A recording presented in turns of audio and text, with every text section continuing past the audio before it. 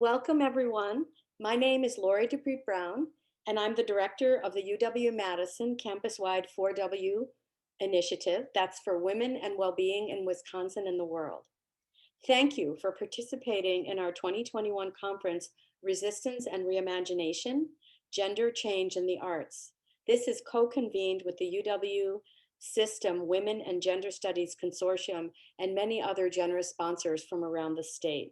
I would particularly like to thank Dr. Stephanie Ritolotti, Olivia Dahlquist, Elizabeth Morris for their amazing leadership in putting this 3-day program together. And we're going to begin now, because it's our first session of the day, with a land acknowledgement. And I'll be sharing my screen with you as I share that.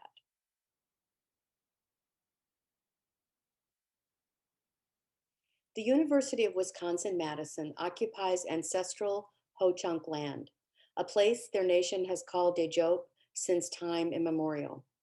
In an 1832 treaty, the Ho-Chunk were forced to cede this territory.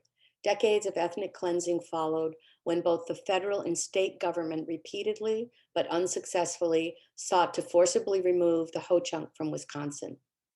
This history of colonization informs our shared future of collaboration and innovation. And I would add today, reimagination. Today, UW-Madison respects the inherent sovereignty of the Ho-Chunk Nation, along with the 11 other First Nations of Wisconsin. Please take a moment to consider the many legacies of violence, displacement, migration, and settlement that bring us together here today. And please join us in uncovering such truths every day.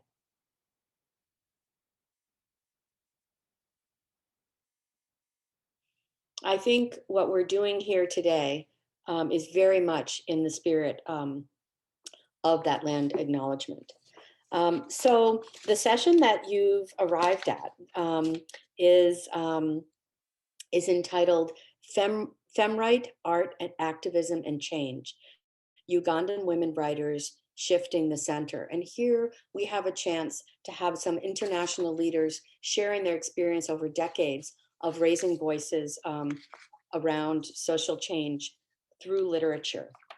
I'm going to share some guidance for how we can be connected and make this as much like a face-to-face interaction as possible. And then I'm going to introduce you to our session leader, Dr. Sandra Adell.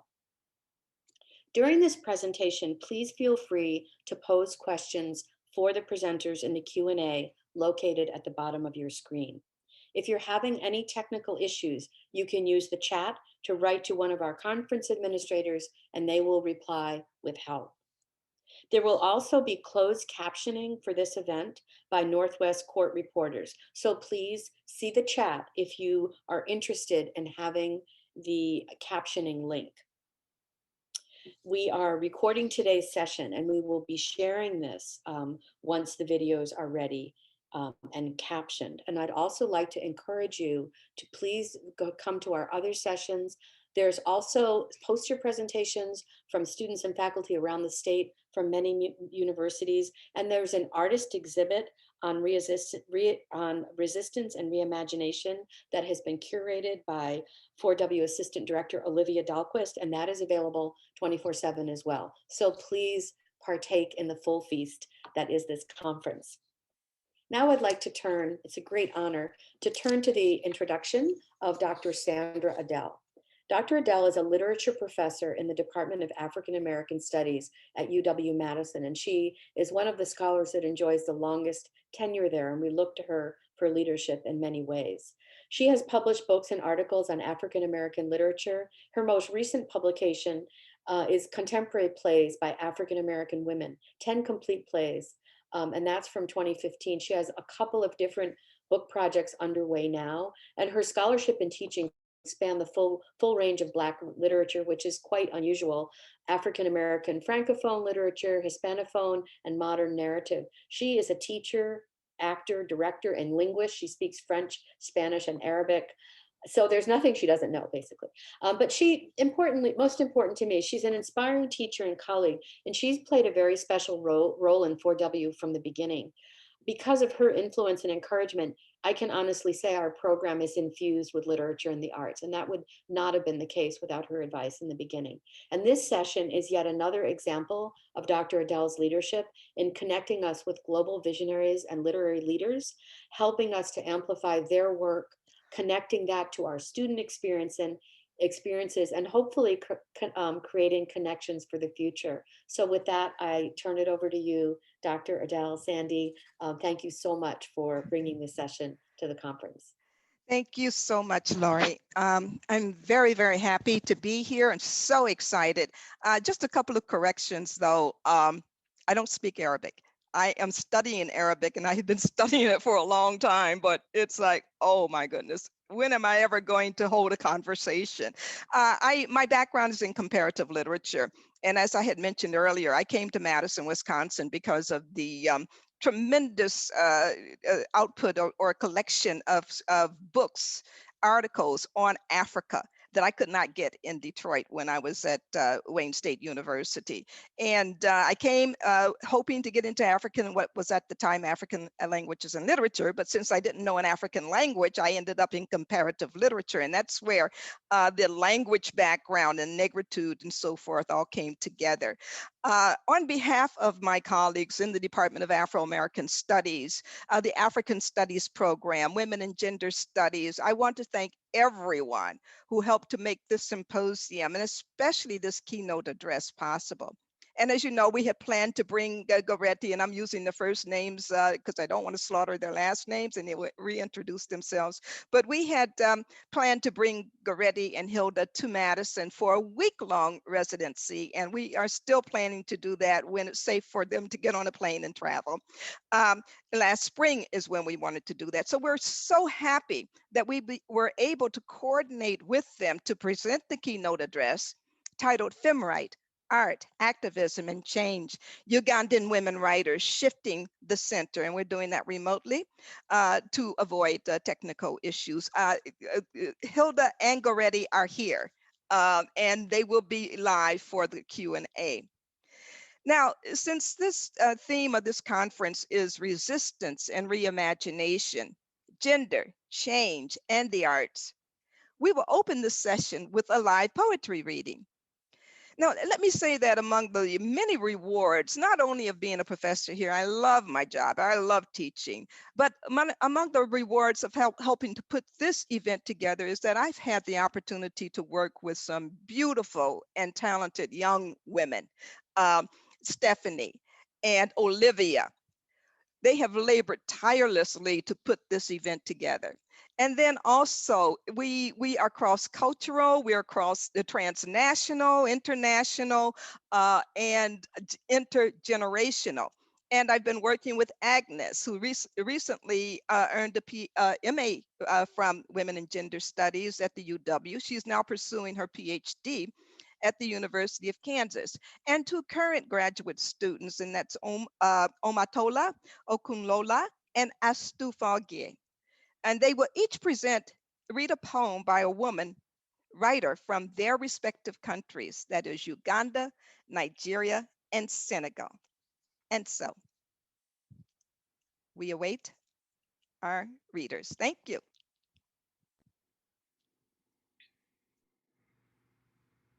Hi.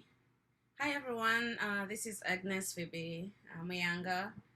I am a PhD student at the University of Kansas, but originally at the University of Wisconsin-Madison. So I'm glad to be here and nice seeing you all.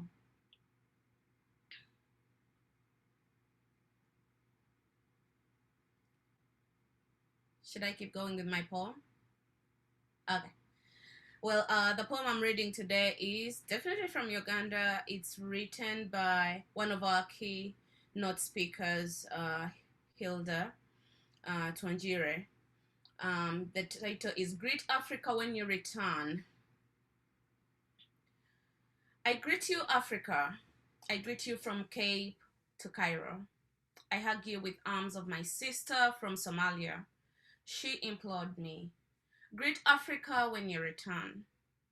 At Southern Theatre we met on a gray Scandinavian evening, but the African sun still shone in her eyes. The effusive night flowed into our handshake, connecting us in an embrace of what we share, of what we are. But I felt a fear tear into her voice. It wrapped her tongue when she spoke. This place, my sister, sucks something out of you. So you are not you. You are you, but you are not you. Just greet Africa when you return. I greet you, Africa. I greet you with her sacrifice of tears. I dare cleanse you of blood stains that have denied her home. She implored me, tell Africa her children abroad are roadside stones. Thank you.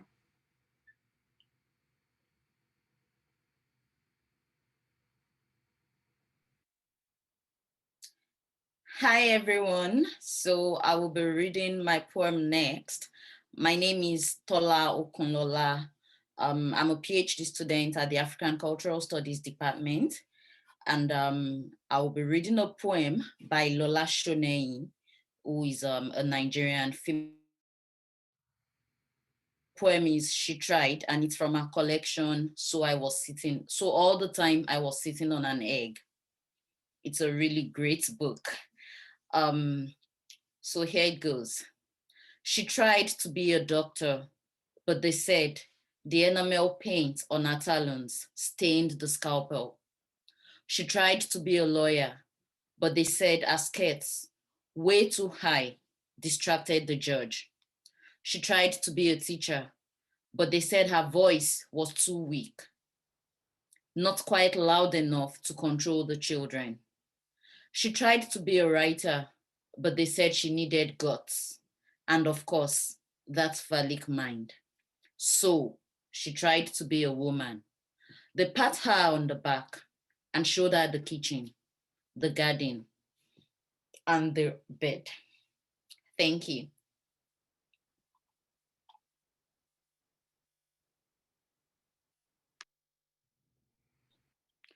Good morning, everybody. My name is Astou Gueye. I'm a PhD candidate in the Department of African Cultural Studies. My work is at the intersection of gender, sexuality, and language within the Senegalese diaspora. Today, I'll be reading a poem by a Senegalese poetess named Fatou Yeli Faye. The poem was originally written in French. I'll be sharing with you the English translation of it. The title of the poem is called Come Back. Come back. Come back to smell the rain, the scent of the wind after a long tornado, when dung and sand give off the smell of hummus mingled with the exhilarating air.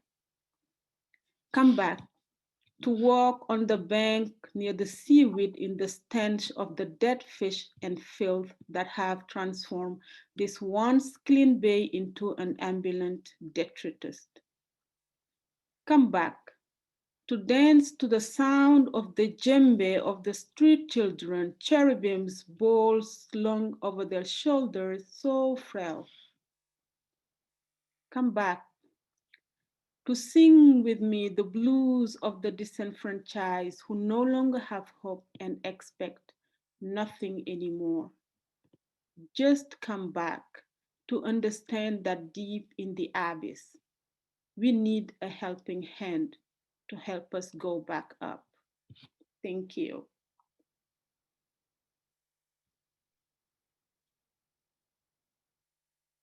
And thank you very much for those beautiful poems. And to everyone here, this is the future of Africa. These wonderful, wonderful women, these young scholars who are working hard to achieve their PhDs. It's just a pleasure for me to be involved with them, to guide them, but also to be guided by them, because there is a lot that I don't know that they're sharing with me. It's just wonderful. Now, before I introduce Goretti and Hilda, I just want to say that just how I got involved with this, with the Ugandan writers.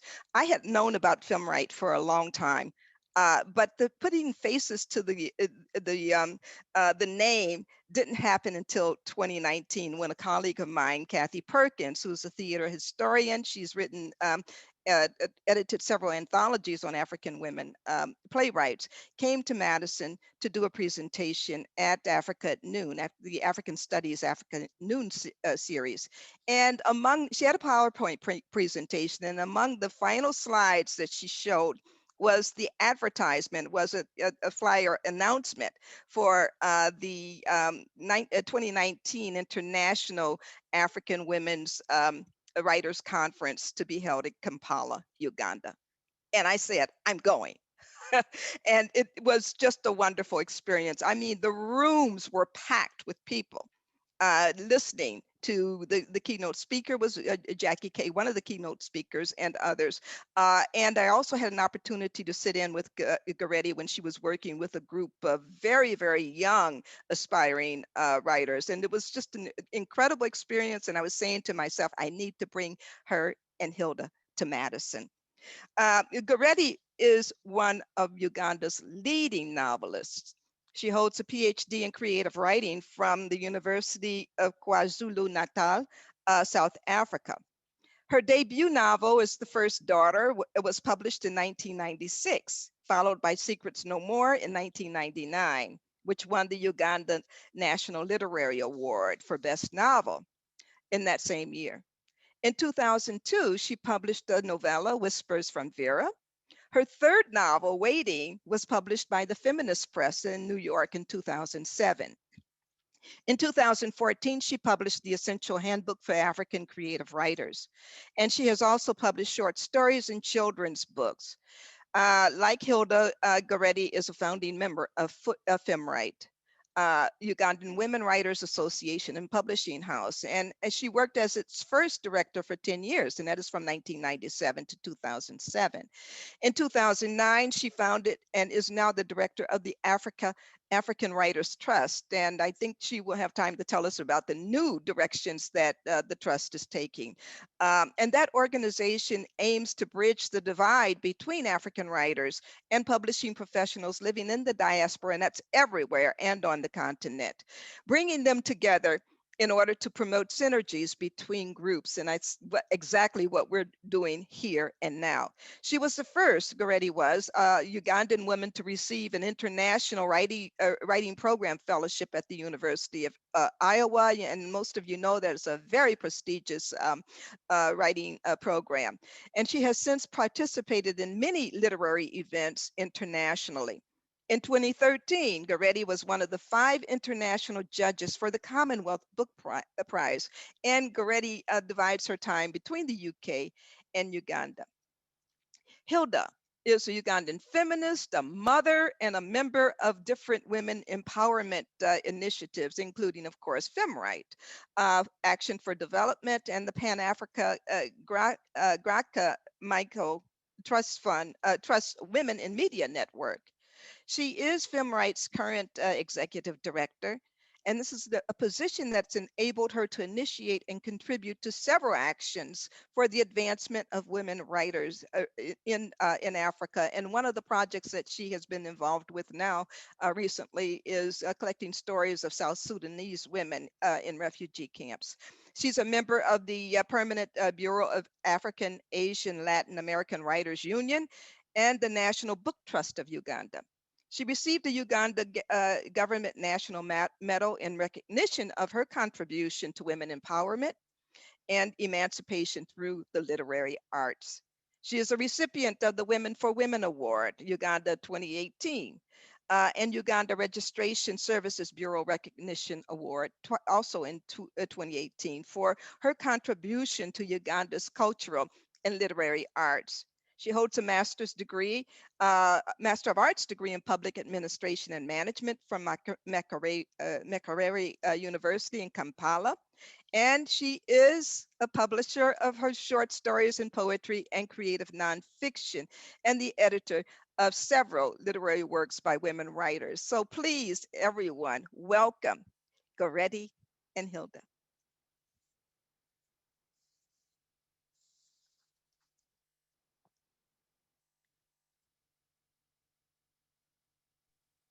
So now we're going to go to a video, and I just want to give everyone to have the full experience. If you do have a panel of photos, if you want to minimize that, you'll be able to see your full screen without that. And if you click on, there's a 3 bars there, you'll see like a tic-tac-toe board, and then there's a flat line. If you click on that little flat line, it'll minimize that, and you can kind of scoot it out of the way. You'll be able to see the video well, but I just wanted to give you that tip. And with that, we will turn to the video.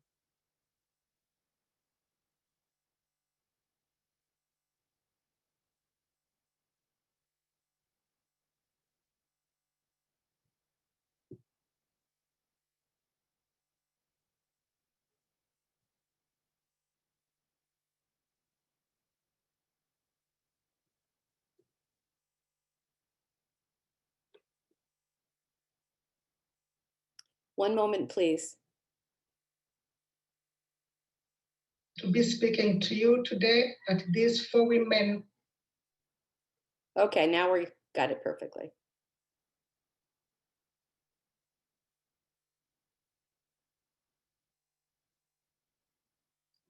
Oh.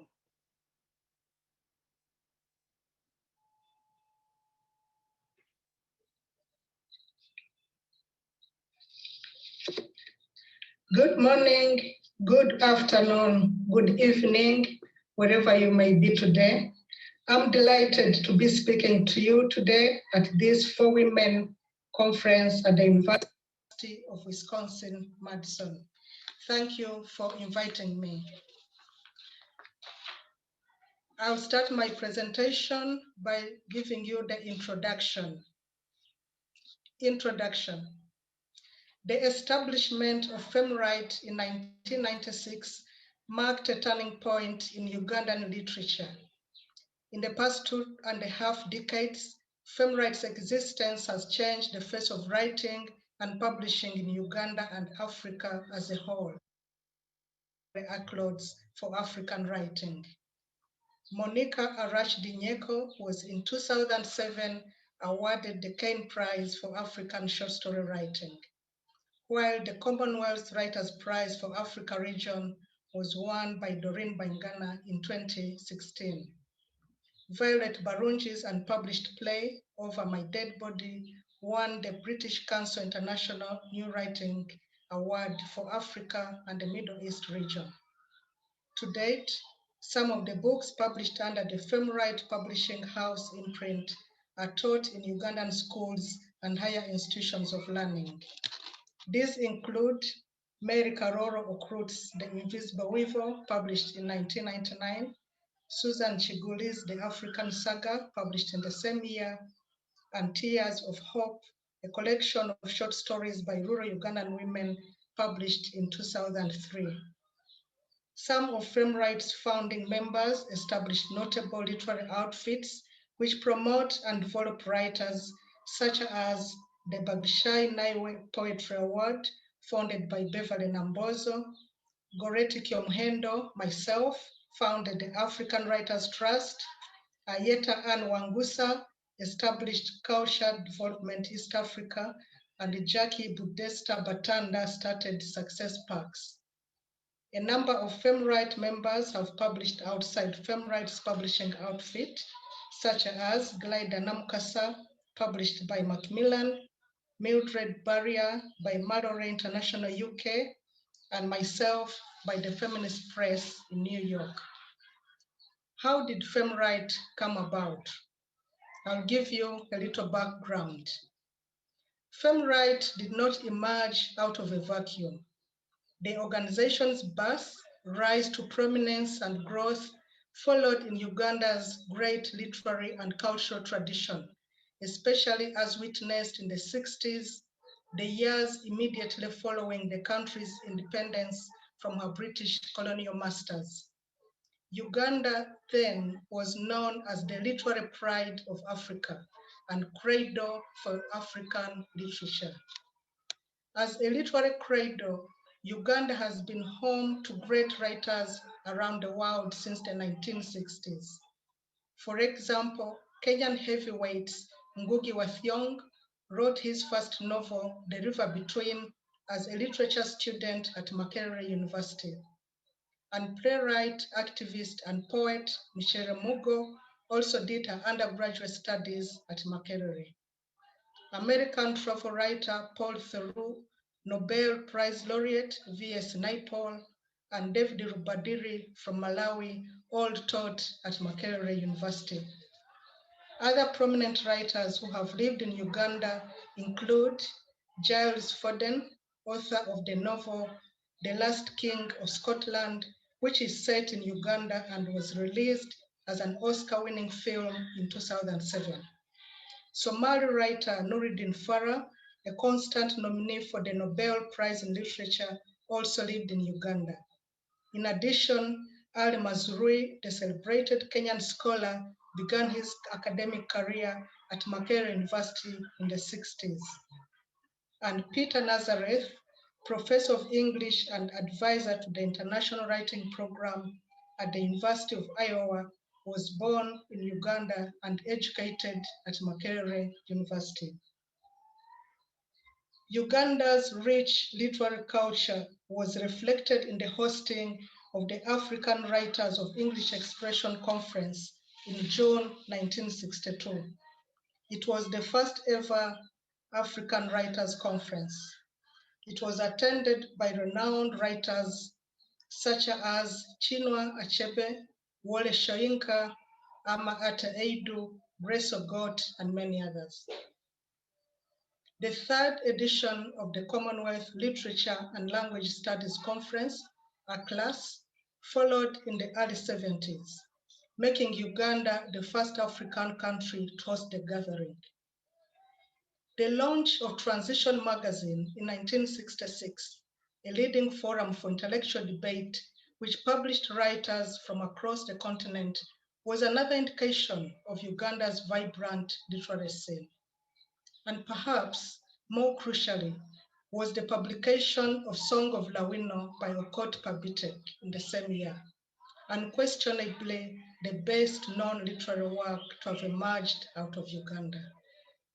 Song of Lawino launched Anglophone Ugandan literature to a receptive worldwide readership. And then things fell apart. By early 70s, however, right through the 80s, the promising literary output that had characterized the previous decade suffered devastating setbacks, most prominently during the reign of Uganda's notorious third president, Idi Amin, who ruled Uganda for 8 years, from 1971 to 1979. Idi Amin was responsible for gross political and economic mismanagement, ethnic persecution, notably the expulsion of nearly 80,000 Asian Ugandan population in 1972. An estimated 500,000 people are believed to have been killed through state-sponsored violence. Many writers, such as Okello Ochuli, Austin Bukenya, and Richard Ntiru, fled into exile. Others were killed, like the playwrights Robert Serumaga and Byron Kawadwa. Many others went silent. It was too dangerous to write. The silencing of writers was echoed by Taban Loliong, Africa's foremost writer, poet, and critic, when he declared Uganda a literary desert in his book of essays, The Last Word. This was a far cry from the literary productivity that had characterized the previous decade. The political situation did not improve much when Milton Obote took over power for the second time in 1985, leading to more cultural and economic decline and silencing of writers. The rise of FEMRITE. The 90s dawned with optimism. After a 5-year guerrilla war, Yoweri Museveni captured power in 1986, overthrowing Milton Obote. This ushered in a period of relative stability. International publishing houses such as Oxford and Macmillan, which had fled the country, began to return.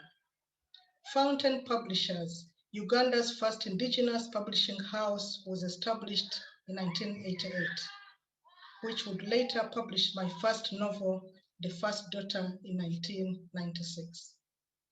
The Uganda women's movement flourished, promoting women's rights and advancing women's causes in different spheres. As Uganda began the process of rebuilding as a country, so did the Ugandan writers, and in particular, women writers whose voices had been missing during the literary boom of the 60s. When FEMRITE was founded in 1996, only a handful of Ugandan women had been published. These included Barbara Chimenye, dramatist and playwright Elvania Namkwaya Zirimo, and novelists Jane Kironde Bakaluba, Mary Karoro Krut, and Lillian Tindiewa. Where were the women storytellers? Women are the traditional storytellers in Africa. They are the custodians of stories. If women were telling their stories, why were they not being published? My own grandmother, Zebia Nyamaizi Aboli, was a wonderful storyteller. She introduced me to the art of storytelling, but her stories were considered transient and frivolous because they dealt with trivial issues, such as fairy tales, fables, and myths. Moreover, my grandmother's arena was the fireplace, her audience, us, her grandchildren. In comparison, though, my grandfather would have told heroic stories about war and conquer, about successful hunting sessions. His stories were considered serious and were accorded attention. They were shared in public domains, such as bars and wrestling grounds, where audiences were larger. Recounting the first 10 years of FEMRITE, 1997 to 2007. When FEMRITE was born, these were the issues we wanted to address. I directed FEMRITE for the first 10 years, 1997 to 2007. Our main concern at the time was why women writers had been and continued to be excluded from the publishing enterprise, why women's stories were not accorded the seriousness they deserved. The cohort of women writers who joined FEMRITE in the early years were hungry to tell their stories and have them published. But the main issues hindering the women from achieving their goals were lack of self-confidence and personal empowerment to write and publish their stories. We were keen to establish what had led to women writers to lose their self-esteem, why they were practicing self-censorship while writing their stories. Was it a cultural dynamic? In the African tradition, a woman's identity is constructed using that of another. For example, a mother will be identified by her child's name, Mama Musoke, which means mother of Musoke. Or if she is married, she may be known by her husband's name. Taking on a husband's name in some African societies is different to how it is perceived in the West. For example, if one's husband is called Gasana, the wife will append the prefix Muka, which is a possessive pronoun, which means wife of, to the root of her name. She will henceforth be known as Muka Gasana, which literally means wife of Gasana. When a woman's identity is pegged to another person's, her confidence to tell the stories in her heart is bound to be restricted. What will people say when the wife of Gasana or the mother of Musoke writes in the first person narrative voice? I was raped on my wedding night. Even as a sentence in a fictional narrative, it may come across as if it was Gasana's wife or Musoke's mother who was raped. A woman writing such a sentence might opt to either leave it out completely or use the third person voice. Nakato was raped on her wedding night, which diminishes the emotional impact of the whole story. The first programs we ran at FEMRITE aimed at building the women writers' confidence to tell the stories in their hearts through self-empowerment and skills development workshops. The trainings focused on issues such as, what does it mean to be a woman writer, an African woman writer? What tools do you require to tell the stories in your hearts and not in your minds?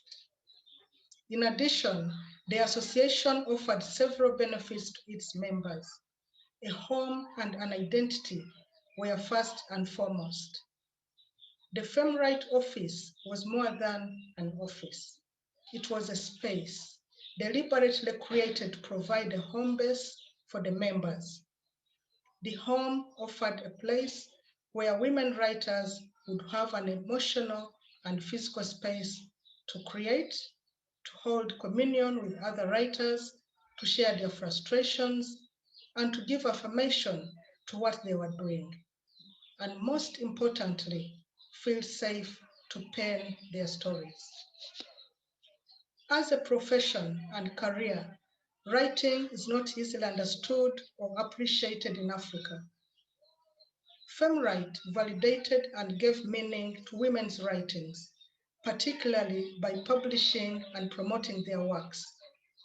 The name FEMRITE was coined to reflect the association as a gender-defined entity. Fem, or female, standing for our gender identity, and right for our professional identity. FEMRITE Publications Limited, the publishing arm of the organization, was set up in 1999. With no prior experience in publishing books, we went ahead and launched our first 6 titles in 2000. A short story anthology, 4 novels, and 1 poetry collection, all written by FEMRITE members. We did not only publish books, but went ahead to promote, market, and sell them. We traveled abroad to promote our works, participating in the London Book Fair, Frankfurt Book Fair, Zimbabwe International Book Fair, and many others.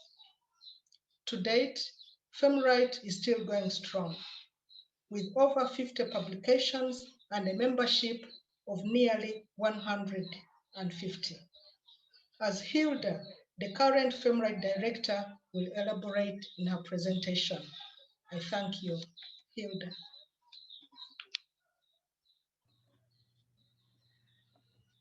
Thank you. All protocol as observed by the previous speakers. I greet you all. My name is Hilda Twongyeirwe, and I'm really very honored to be here tonight. On behalf of FEMRITE, Uganda Women Writers Association, I'm very grateful to the planners of this symposium for inviting us to deliver this keynote address. Allow me to start by acknowledging the women who came before us and upon whose shoulders we stand. Our mothers, our aunties, our teachers, our colleagues, and all the women we have met on our life journeys. I do this in recognition of the important tenet of the For Women initiative, the well-being and full participation of women in Wisconsin and the world over. Despite the periphery positioning assigned to women, we all know that the well-being of society weighs heavily on women's shoulders, tending to children and young people and giving care to family and community members to ensure their well-being and security. Yet, worldwide, the security of women seems to be no one's responsibility. In Uganda, 2018 and 2019 were the darkest of times regarding the security of women. Every day, a woman or two got murdered in Kampala city and its suburbs. In March 2021, Sarah Everard, whom you all probably heard about, was murdered in East London as she returned from a friend's house. That this happens in these two worlds, Kampala and London, shows just how unsafe women can be in the world, anywhere in the world. This is a woman's daily reality. I pay tribute to the women who have lost their precious lives at the hands of ruthless humans.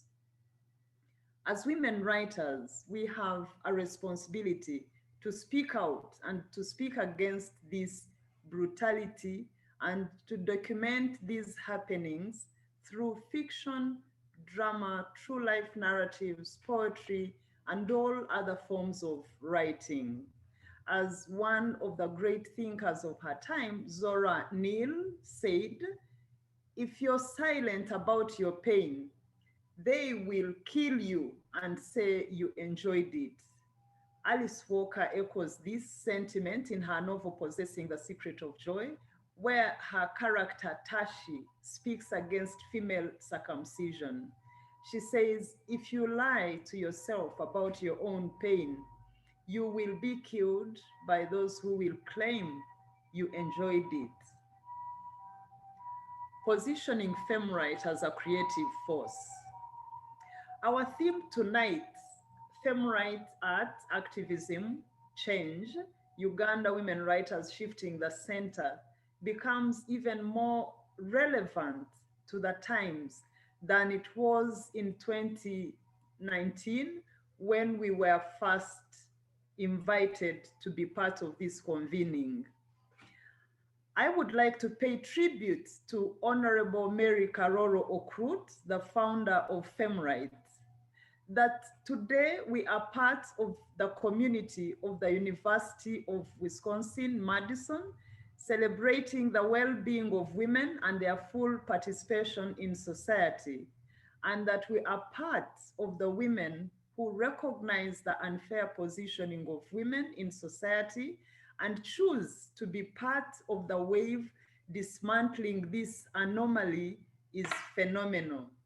We have come a long way from creaking chairs in Karoro's office at Makerere University to essential spaces such as this and the spaces my colleague Goretti just spoke about.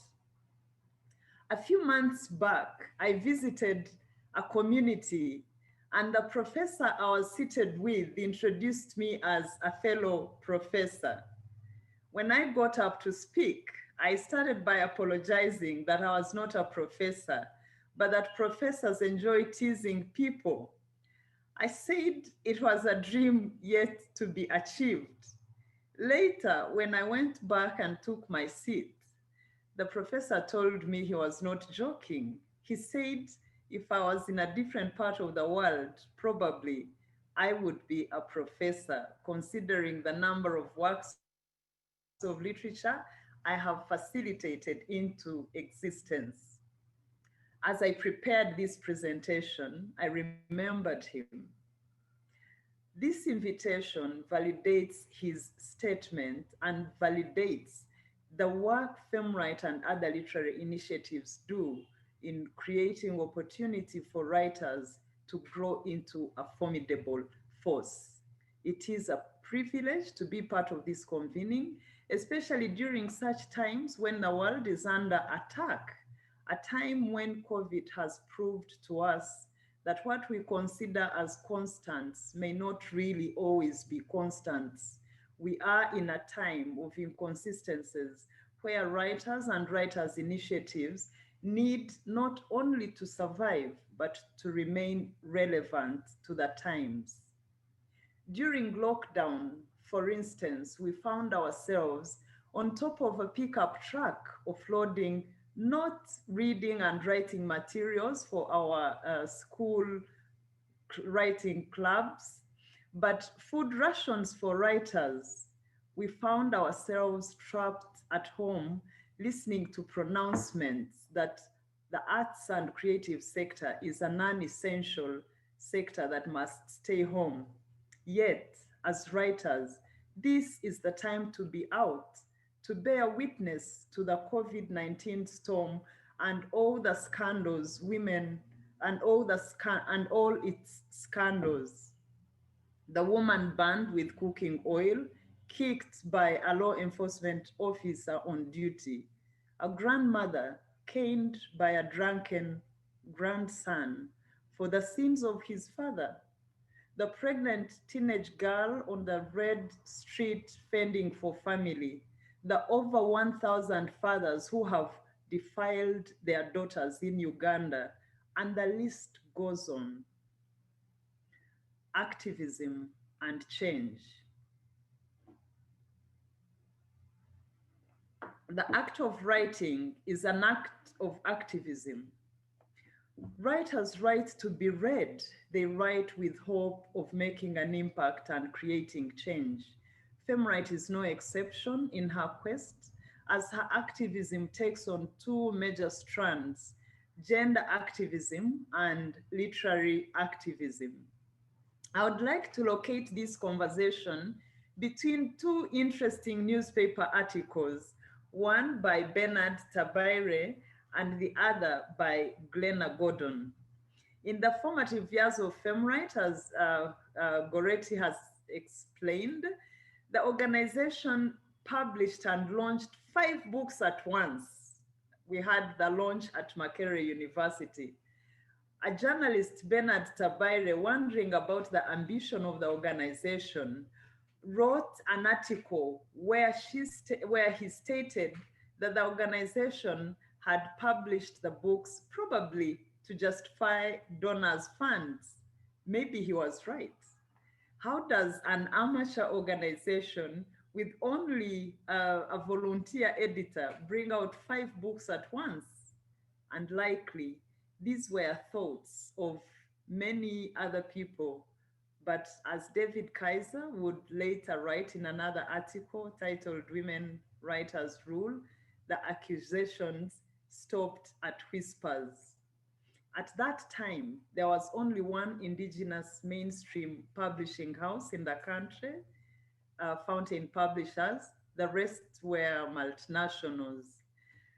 FEMRITE broke the ceiling then, a position that takes us to the second article by Glenna Gordon in 2007, where she wrote, Uganda Women Writers Shine, Where Are the Men? Later in 2011, Dennis Muhumuza wrote another article, As Women Excel, Where Are the Male Writers? Which amplified Gordon's question. Women writers in Uganda were beginning to shift the center and cause ripples. Gender activism. Accomplished writer and academic, Professor Pumla Dineo Gola, who I have so much respect for, in her keynote address at FEMRITE at 20 celebrations in 2016, stated that while some people riot with placards on streets, writers riot with pens, a statement she later reiterates in her book, Reflecting Rogue Inside the Mind of a Feminist. Since inception, FEMRITE has consistently worked towards developing and empowering women through writing and reading. In 2018, I was pleasantly surprised by the government of Uganda when I was awarded a national medal for contribution to the empowerment and emancipation of women through literary arts. In 2019, the chairperson of FEMRITE, Dr. Mercy Ntangare, was also awarded the same medal for contribution to theater development in Uganda. These medals and all other national and international accolades that FEMRITE members have scooped are not about us, but about the significant position FEMRITE occupies not only in contributing to Uganda's literary heritage, but also in bringing women's voices into the public discourse, challenging and changing the gender narrative. In a country like Uganda, where women's mental health is not a priority, writing as a form of activism is crucial for women's well-being. It enables women to interpret their lives and experiences into stories. It is worth noting, therefore, that FEMRITE and other women's literary initiatives have contributed significantly to women's well-being by giving them safe spaces for self-expression and awareness. In turn, their works become a safe space of learning and self-reflection for readers. These efforts have not been towards Uganda women only. The organization has also championed regional programs such as the Regional Residency for African Women Writers. And on this note, I would like to appreciate the incredible women of the continent who have participated in facilitating our residencies.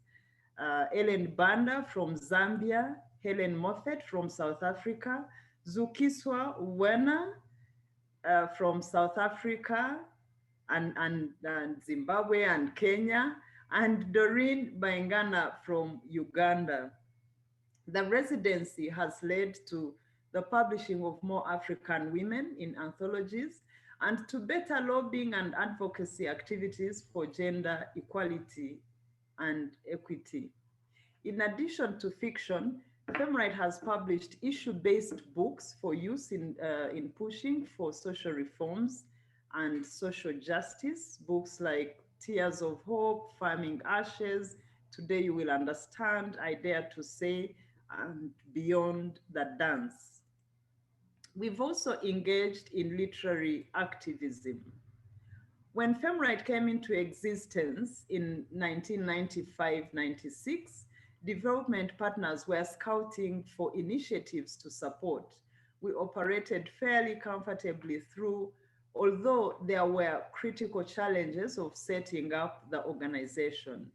Later, donors were shifting focus and finances for the arts and Later, donors were shifting focus and finances for the arts sector were dwindling.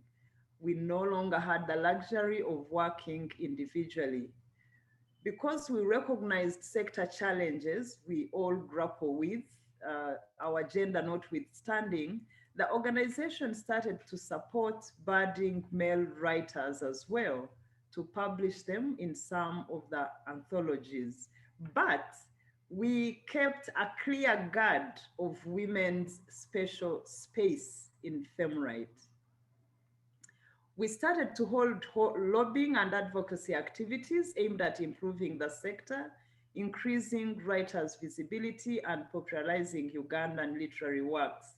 We organized with other writers and publishers and held meetings with Ministry of Education, the National Curriculum Development Center, and others.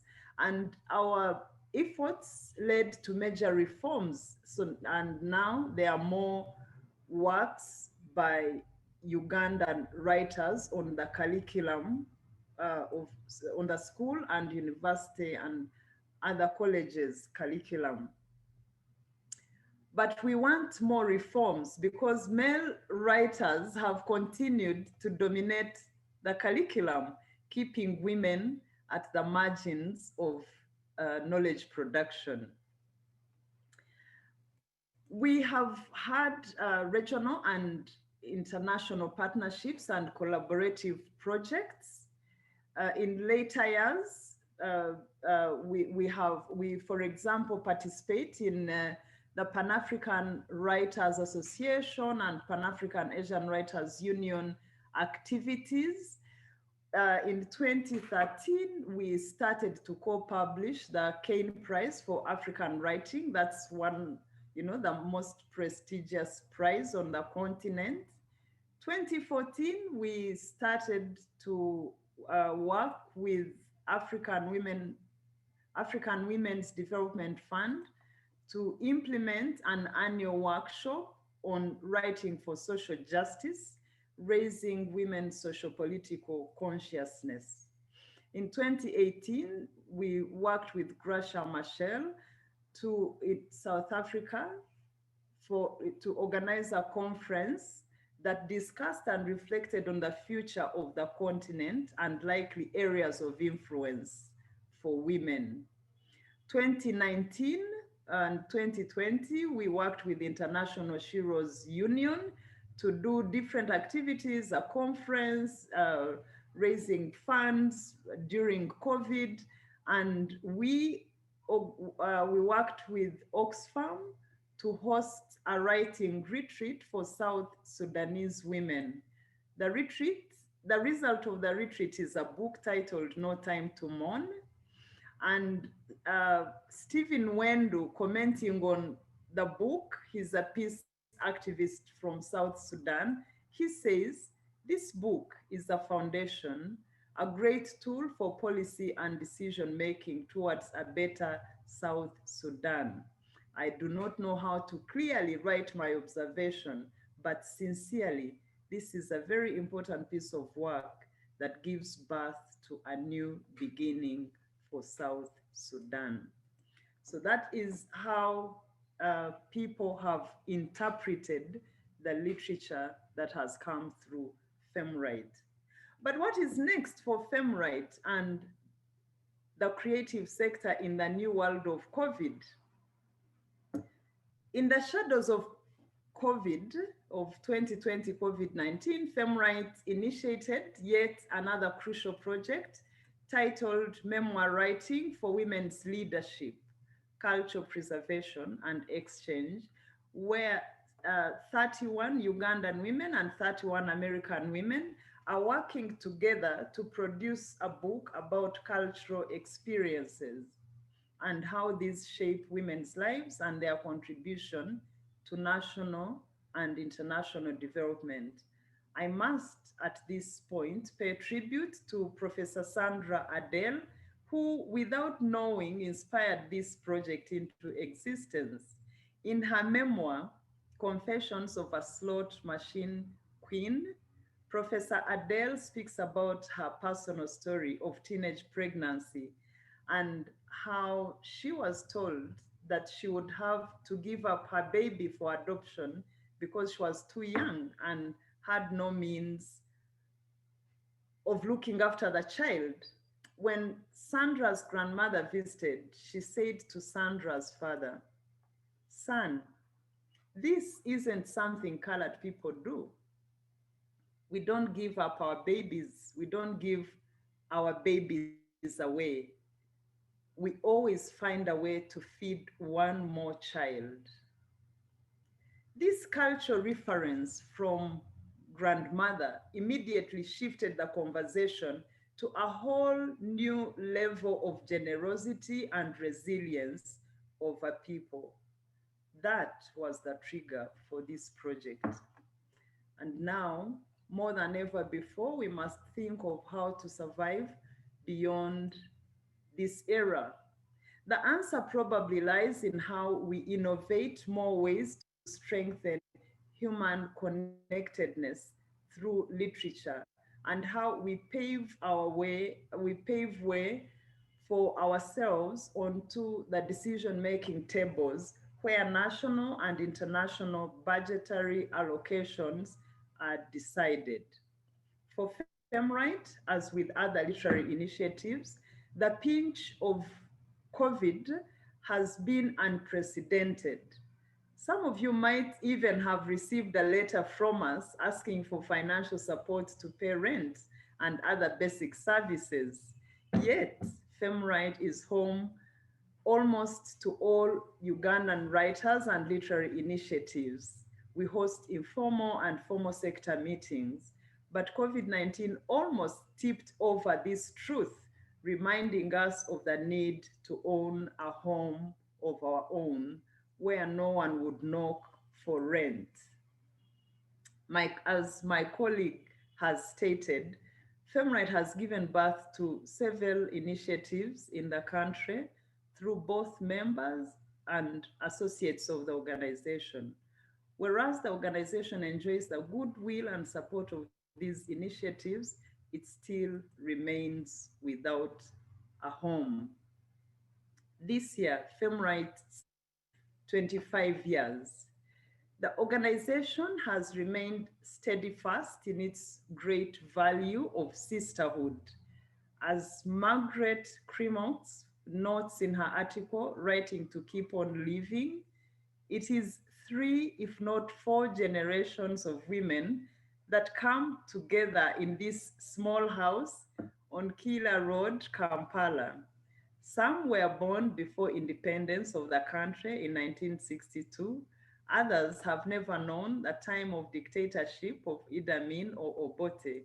Yet, their age gap, their ethnic and language differences have no consequence in this place.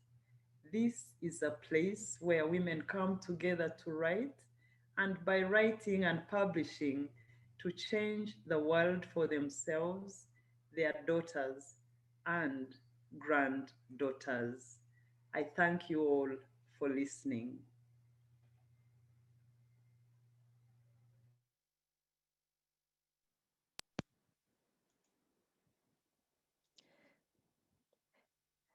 Thank you very much, everyone. I am so, it's kind of hard to speak, moved. I'm totally inspired. I mean, this has been, beyond my expectations, because we're online, but this was so beautiful, everybody.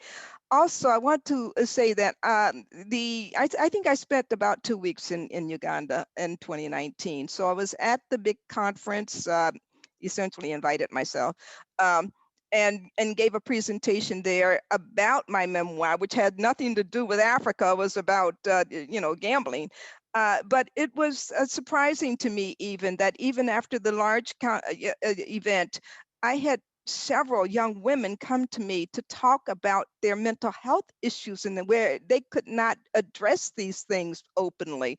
And they were glad that I expressed this. And likewise, Hilda, thank you so much, and Goretti and Mercy, who helped to organize my my trip and my visit.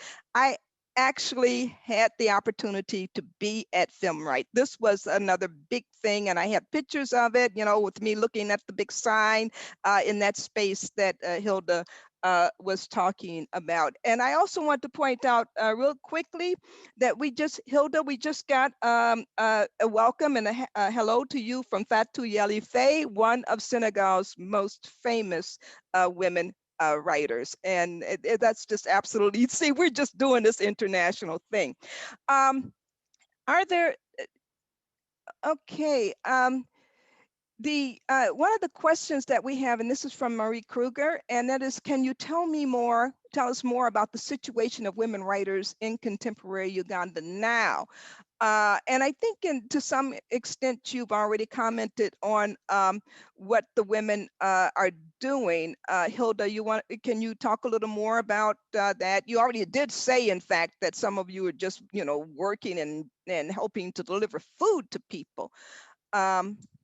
Hilda, can you comment a little more about what's happening right now with FEMRITE, or Goretti? Thank you very much. Oh, thank you all who are here. Thank you for listening in, and thank you for the questions that are coming in. We really appreciate being in the space with you, and thank you, Sandy. What we are doing right now, yes, as Sandy already said, at some point we were actually trying to raise money for food which we were sharing as a community of writers, we would just send out messages and say, who needs this and who needs this and who needs this? And we would just say, so come to FEMRITE. And then the women themselves were bringing some things. And so I feel that this situation has even strengthened our community, yeah? And then regarding some of the changes, it's pretty much of what most of the people are doing. Like, for example, now we are doing a lot of things on Zoom, online. We are doing a lot, we were disrupted a little bit with the shutting down of Facebook, but we had started to have a number of activities on Facebook, because COVID is still a reality. It is still with us, and we do not want to infect each other. We still have some physical activities that we do together, but we follow the guidelines. There's government guidelines, but now we actually do it for ourselves, not because government is forcing you to do it, but you get into a space. We still, for example, have our Readers Writers Club every Monday, and we distance, we wear masks, and we sanitize. We have a little signage, wash your hands, yeah. So we are still doing that. And then the other very, very crucial aspect that we are doing now is strengthening our connections with other writers and literary initiatives and individuals beyond Uganda, within Uganda, but also beyond Uganda. And it's interesting that now we actually have more, when we have activities, we do have more international participation than before, which is an opportunity. First, it started as a coping mechanism, but now it has become an opportunity to have more partnerships, more collaborations beyond the country. Yeah, maybe the other, something also very important, the government has in place, provides for a national culture forum.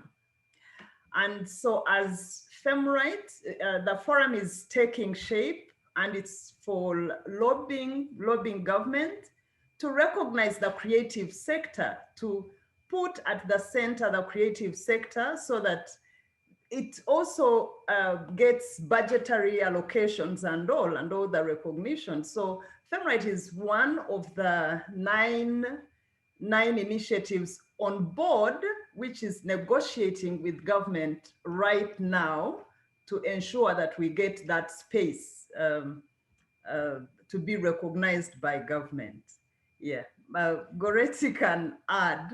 Yeah, Goretti, also you have a new initiative going on that you just sent, I think it was last week, a note about, which it extends the reach of FEMRITE and the African Writers Trust. Can you talk a little bit about that?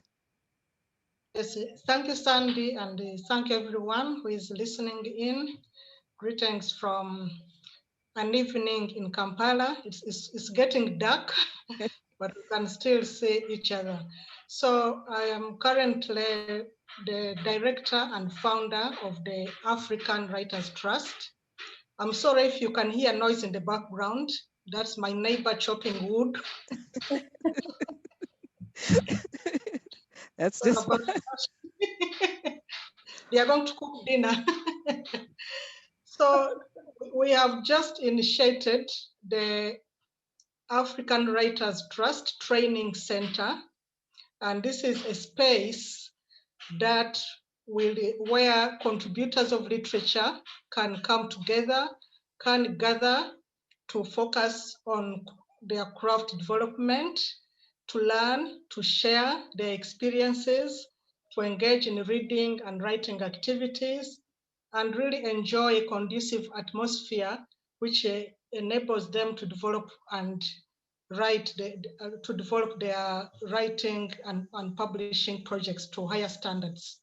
So we launched this in January of this year, and some of the programs that we shall be offering at this center include short courses in creative writing, in editing, and in publishing, manuscript assessment program, which offers quality manuscript appraisals by experienced and established readers worldwide, and also a reading and writing residence. So this is a new program, the writing and reading residence, whereby not only writers and book lovers will gather, but also editors and publishers, all people interested in books, in writing and reading, will come for a 1 week long residence at the center.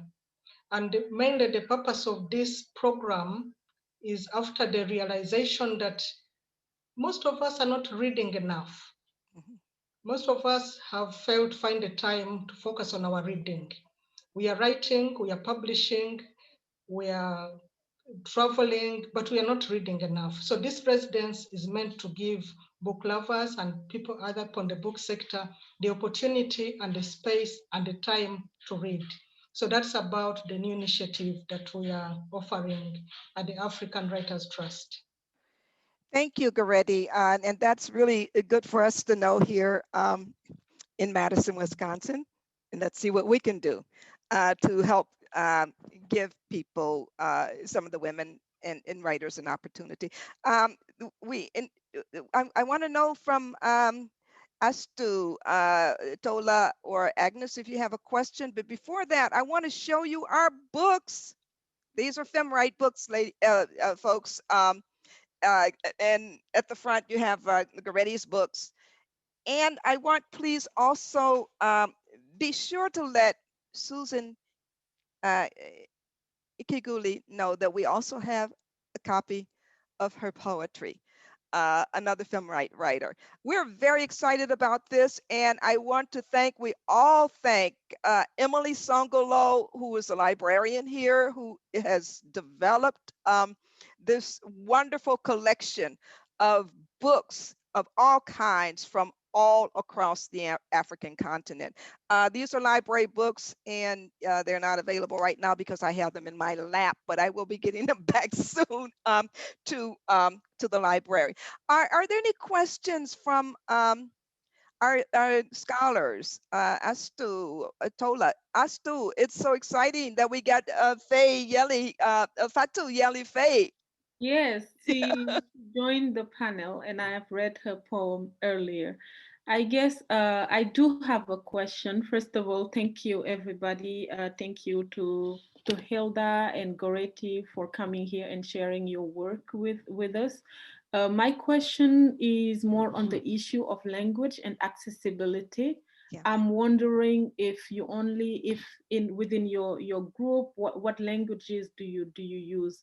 Are your work only in English? Are the Ugandan women who don't speak English, maybe, do they have access to those work, etc.? So how do you deal with the language issue within your writings?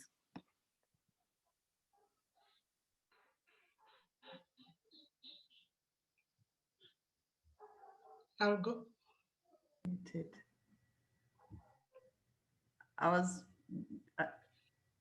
Goretti, are you going first? I can go first. So perhaps I can talk about my own experience as a writer. I write in English, and I know it's almost a political question. Why do you write in English? Why don't you write in your mother tongue? And why do you write in a foreign language? So for me, my answer to that question usually is I don't consider English a foreign language anymore. because I was introduced to the English language when I was about probably 5 years old when I first went to school. Before that, I was being raised by my grandmother in a small town in Western Uganda, where I exclusively spoke and thought and behaved and did everything in my mother tongue. But once I went to school at the age of about 5, 6, I was introduced to the English language. I started using the English language. I would be punished if I didn't speak English. So how can English be a foreign language anymore after more than 50 years? So I write in English because for me, literature is more than anything, it's about expression. It's about putting my ideas out there. So if I can express myself better in English than in my mother tongue, I don't really see a contradiction in that. And if I wrote in my mother tongue, there are about probably 500,000 users of my mother tongue in Uganda. Uganda is a country with over 50 local languages, and the national language, we don't have, it's not a national language, but the national language in Uganda is English. So it's the medium of expression, it's the language used in schools, the medium of instruction, it's English. And if we didn't have English, which connects all of us, we would struggle to understand each other because of these so many, local languages. If I wrote in my mother tongue, which has about 500,000 users, I would be aiming for not only for less than 500,000, because some of them are unable to read or write. So I'd be aiming for a very small group of people. So I write in English.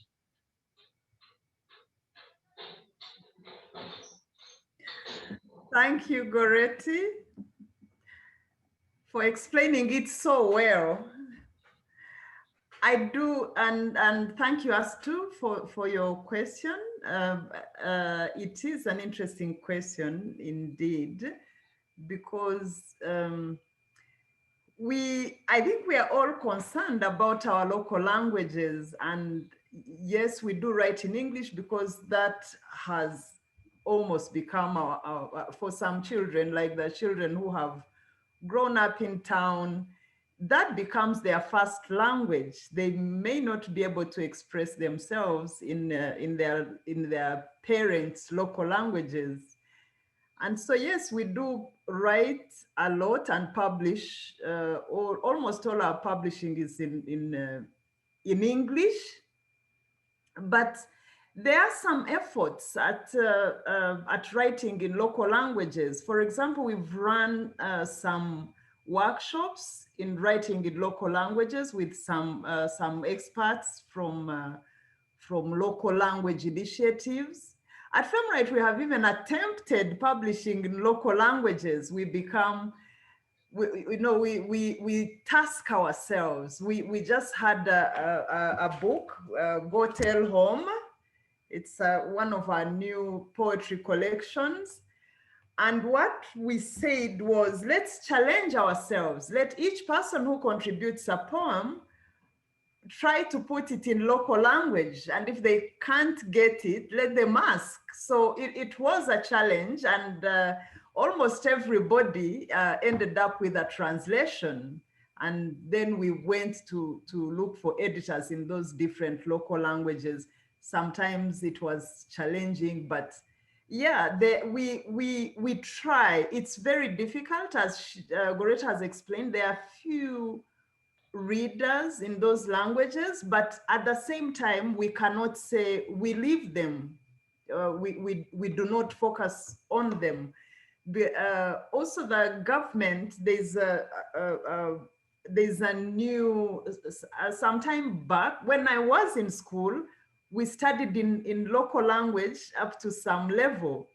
And then later it became all English. And then, but a few years back, they returned the local language aspect. So the children are supposed to start with the local language. And so to support the government's initiatives as well, yes, we also do have a few activities to promote local languages. I sometimes I do poetry in my local language, because you realize that really local language sometimes captures things that English will not be able to capture. Yeah. And so, yeah, you go ahead and you do that. There are challenges, but we cannot leave the local language because of those challenges. No, we tackle them and see what comes next. Thank you. One of the things that I had wondered about, and Goretti, Hilda, I've been reading so many of the FEMRITE books, but there's a collection, and I forgot who did it, where there's a collection of stories or narratives that were told to you from women in a refugee camp. And I know you're working, Hilda, with South Sudanese women, but this is one that's already published. I forgot the title of it. And my question then is that you are going to a refugee camp to collect stories from women whose language you don't speak. So you have to have a translator, and then the stories got translated again into English to become part of this book. So, I mean, I just see all kinds of layers of complications. I don't know if either one of you remember what the title of the book is, but I know that you're also doing a similar thing at the refugee camp with South Sudanese women, Hilda. I think it is Farming Ashes, which is from northern Uganda, Farming Ashes. Yeah. But because of that complication, we actually ended up with 2 anthologies. Yes, that's the book. I gave it to her. I saw you reaching for it. This is one of the treasures that Sandy lent me, so I had to show. Actually, you have that. Hilda gave it to me, so it's a gift from me and Hilda. We're treasuring it. Yeah. So because of those complications, we ended up doing 2 publications. So there is Farming Ashes, which is a total translation into English, but there is also Today You Will Understand. And so Today You Will Understand, it's also the stories were collected together with Farming Ashes, but we have the voices of the women. So we retained the voices of the women, and there's a CD. Each book has a pocket with a CD, which can then be played for the local language speakers, because we felt that there are a lot of layers that the English did not manage to capture. Yes, so I hear you. I hear you. Are there other questions from our poetry readers? Oh, Omotola. Yeah, I have a question. I'll try to make it as fast as possible. So I just wanted to say thank you so much for your beautiful presentation. It's really an honor to have you both here. So my research, I work on African feminism in literary productions from Africa as a whole, and I'm also looking at issues of how has African feminism changed over the years? How are women being represented? And what are the issues that basically concern women in these literary representations? So I think due to this, and because I also used to work with a publishing firm in Nigeria, I'm very interested in the criteria for the books that you publish. How do you select your stories, and how do you select your writers, apart from maybe the fact that they are women? I think what I'm asking is basically how do you what constitutes feminism? What are the kinds of representations that you look for when you choose the stories that you want to publish? And if you are going to answer that, we only have a couple of minutes left. Okay, I'll go first and I'll be quick, and I'll just say that when we are choosing the books, feminism is completely silent. We are not thinking about feminism. We are only thinking about a good story. But as it turns out, you will find that the stories in the end are tackling, some of them are tackling feminism. And how we do it is we do have an editorial board. So all the work that we get for consideration for publishing goes through a publishing, an editorial board. We have an editorial policy. Yeah, so we do not think about the concept of feminism when we are choosing which book to publish. And Goretti, can you tell us a little bit about publishing through the trust, the African Writers Trust? Well, we are not really a publishing outfit per se. Okay. What we have published is the resultant of the training workshops. So we hold training workshops in editing and for emerging publishers. So the little that we have published is what originates from those trainings. So like the people we train, as a continuation of the training process, they will work with the editors or the publishers who have trained them to polish up their work. So as a trust, we are not a publishing outfit. Okay, thank you, everybody. Oh, Hilda, were you going to say something else? Yeah. You know, this has been very fascinating. And someone is asking, what does it take for one to publish with you? We won't have time to address that. Our time is running out, but you see, Hilda and Goretti, we really want to get you back here to Madison so that we can engage with the younger group of women who have these issues, because there are things, you know, there's a big generational gap here in terms of the way we approach issues of feminism, especially on the continent, even in Black communities here in the U.S. So there's lots to talk about, lots of us for us to engage with as soon as things are better and the university will allow us to sponsor travel. Laurie, I turn it over to you for Yes. final remarks. I just want to thank you all so much. I echo what Dr. Adell is saying about how we really turn to young scholars and scholars around the world for leadership. Thank you all. I also, I just want to say something that came, you know, a summative remark. What we choose to read is a really, really important moral choice.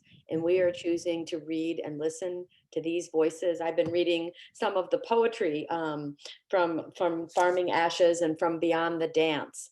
And so I just think reading together is really important. I hear you, Goretti and Hilda, trying to make more time to read.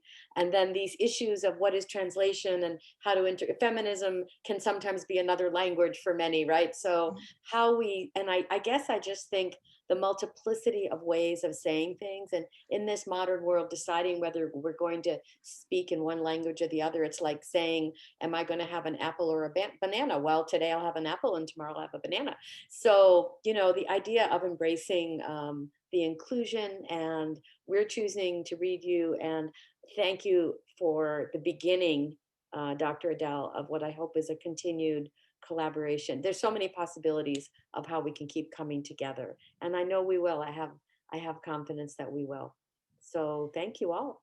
Thank you, everyone, and have a very, very nice day, wonderful day or evening. Continue joining us. We have more activities and things going on here at the conference. Thank you, Tola, Astou, and Agnes. It was a wonderful thing working with you all. Bye-bye, everyone. Thank you very, very much. Bye-bye.